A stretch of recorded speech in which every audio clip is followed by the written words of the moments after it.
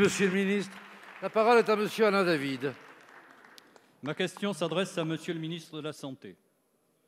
Je souhaite attirer votre attention sur la situation des infirmiers anesthésistes diplômés d'État, IADE. En effet, cette profession qui participe très largement à l'effort sanitaire depuis le début de la crise de la Covid-19 est particulièrement inquiète suite au récent projet du gouvernement pour l'hôpital.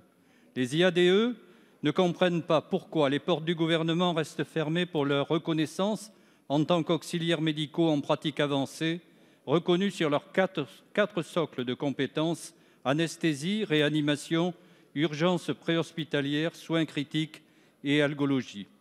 Les infirmiers et infirmières anesthésistes remplissent objectivement toutes les conditions d'accès à l'assimilation de leur exercice en pratique avancée. Niveau de diplôme, des pratiques relevant habituellement d'un praticien médical, niveau élevé d'autonomie déléguée, des compétences cliniques, de transversalité et l'approche globale du patient. Infirmier anesthésiste est une profession à part entière, une orientation qui se distingue du métier d'infirmier de soins généraux. Alors que les infirmiers anesthésistes sont encore une fois fortement mobilisés à l'occasion de la troisième vague, des programmations massives, des blocs opératoires et des anesthésies, pourquoi le gouvernement refuse-t-il toute négociation directe entre les syndicats et organisations professionnelles IAD, le ministère de la Santé et la Direction générale de l'offre de soins? Dans la période que nous traversons et au vu de la mobilisation et du dévouement de ces personnels, les portes de votre cabinet ne sauraient rester fermées plus longtemps à leurs revendications légitimes. Je souhaite donc savoir, monsieur le ministre, quelles mesures vous entendez prendre afin d'assurer une meilleure prise en compte des IADE. Merci.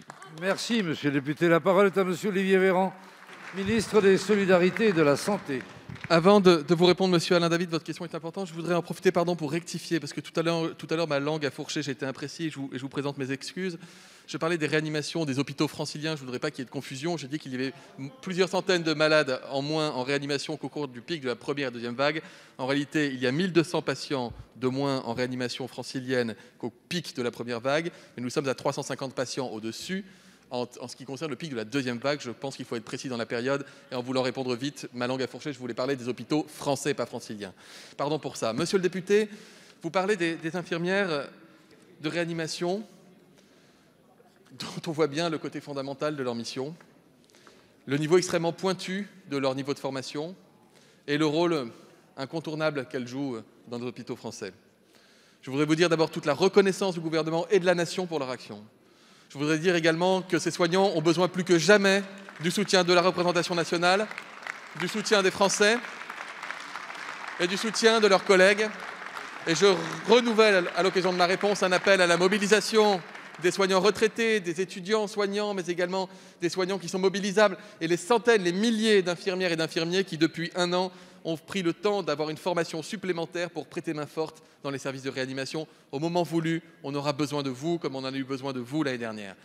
Monsieur le député, ayant dit cela, forcément, vous savez tout l'intérêt et la reconnaissance que je porte aux IAD, et donc je souhaite que nous puissions faire évoluer rémunération, cadre, profession, etc. Vous avez voté, monsieur le député, il y a quelques jours, dans le cadre de la PPL de votre collègue Stéphanie Rist, la remise d'un rapport par le gouvernement au Parlement sur les conditions d'application de cela. Je m'engage à suivre cela personnellement de très près et à revenir vers vous lorsque le rapport aura été produit pour que nous puissions avancer concrètement. Je vous remercie. Merci, monsieur le ministre. Monsieur le député, Monsieur 4 secondes.